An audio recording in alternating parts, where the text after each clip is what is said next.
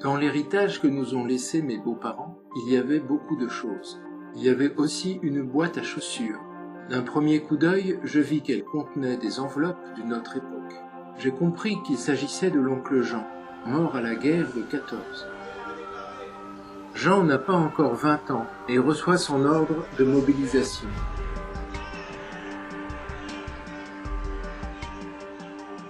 À l'heure où vous recevrez ces lignes, je serai près des Boches, mais pas plus ému que ça.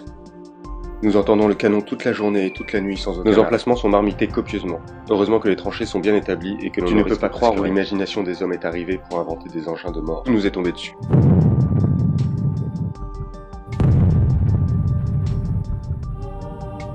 Notre cabane était faite sur des morts où on avait mis des planches dessus.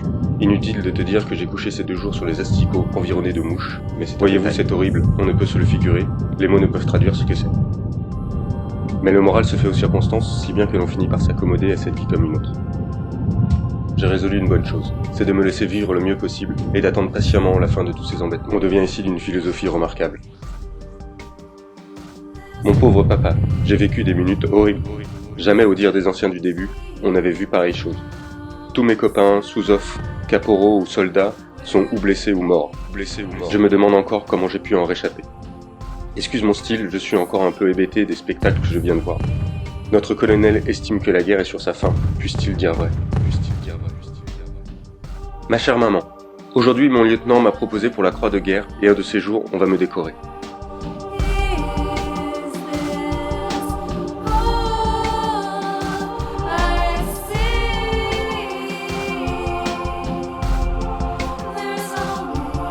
Il nous tarde d'apprendre que tu es à l'arrière. On a fait dans les contre-attaques pas mal de prisonniers français. Pour savoir, es-tu du nombre, ce que tu es devenu, et tâcher de découvrir la raison de ton silence.